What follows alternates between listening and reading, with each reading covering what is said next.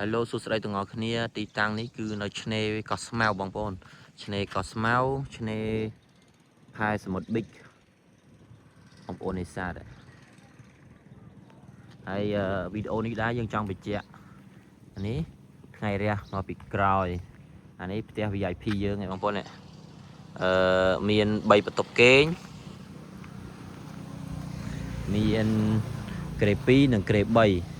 មិនមែនមានតែ3បន្ទប់ប៉ុណ្ណឹងឯងមានតែ3ផ្ទះប៉ុណ្ណឹងឯងមានផ្ទះច្រើនទៀតចឹងណាតែកាលនេះនៅខាងមុខឆ្នេរចឹងណាអូខេអានេះក្រេ2គេង4នាក់មិនបាច់ចាំបាក់ទ្វារក៏បានដែរឃើញទេអានេះមុខវាកញ្ចក់ចឹងស្អាតបងប្អូន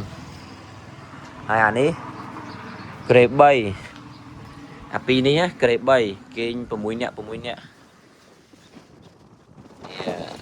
តែឃើញទេមានបន្ទប់ទឹកខាងក្នុងយើងប្រើម៉ាស៊ីនត្រជាក់ហើយបើ view ខាងមុខផ្ទះវិញបើកមកឈៀលយកមក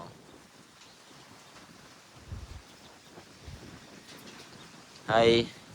អានេះក៏ក្រេ3ដែរបងប្អូននេះពូក3គេងបាន6នាក់មានបន្ទប់ទឹកខាងក្នុងមានម៉ាស៊ីនត្រជាក់បំពាក់ទៅដោយម៉ាស៊ីនត្រជាក់បងប្អូនណាLG ស៊េរីមួយសេះកន្លះអញ្ចឹងអូខេវីដេអូនេះរៀងវែងតិចហើយប៉ុន្តែចង់ប្រាប់ពីអ្វីដែលយើងមានសេវាកម្មដែលពួកយើងមាននៅខាងក្នុងអញ្ចឹងណា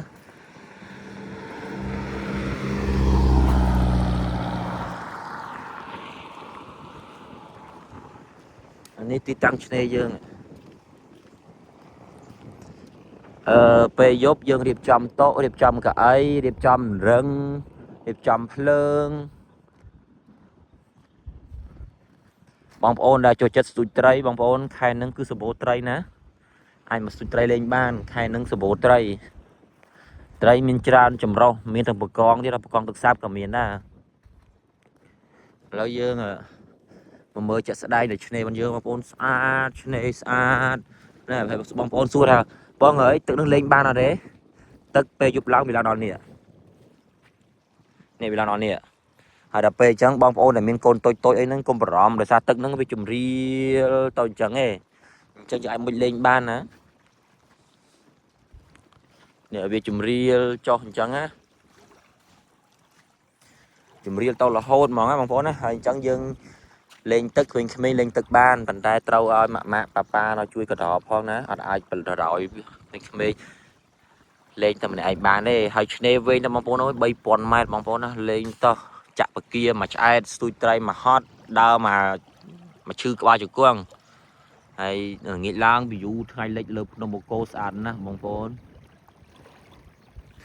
ទីតាំងនេះគេហៅកោះស្មៅបងប្អូនកោះស្មៅណាទីតាំងកោះស្មៅហើយទីតាំងរបស់យើងគឺយើងដាក់ឈ្មោះកោះឆ្នេរផែសមុទ្រអានេះគេហៅឆ្នេរកោះស្មៅណាហើយទេសភាពយើងខាងនេះថ្ងៃរះតូបកាហ្វេ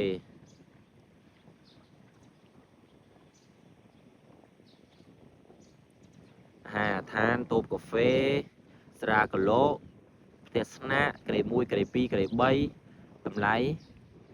ធូរថ្លៃទៅតាមនឹងបងប្អូនទៅតាមជំរើសបងប្អូនដែលបងប្អូនមកលេងអញ្ចឹងណា